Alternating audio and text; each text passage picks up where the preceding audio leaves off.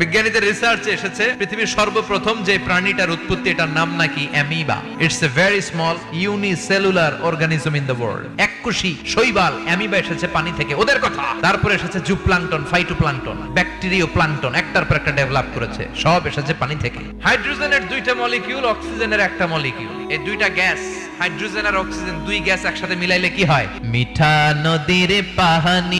সুবহানাল্লাহ পড়েন। পানি নাই তো কিচ্ছু নাই। পানি হচ্ছে প্রাণের ব্লুপ্রিন্ট। চিল্লায় বলেন ঠিক কিনা? পানির মধ্যে সব প্রাণের অস্তিত্ব রেখে দিয়েছে কে?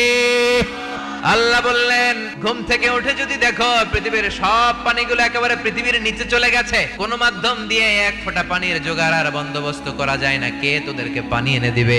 আল্লাহ বললেন, পানি থেকে গোটা বিশ্বের সব আমি বানালাম। সব জীবিত জিনিস তৈরি হয়েছে পানি থেকে। ক্ষীরার ভিতরে পানি আছে না নাই? কলার ভিতরে, আপেলের ভিতরে, তরমুজ, ডাবের ভিতরে। এটা কোরআনের কথা। কার কথা? আর ১৫০০ বছর পর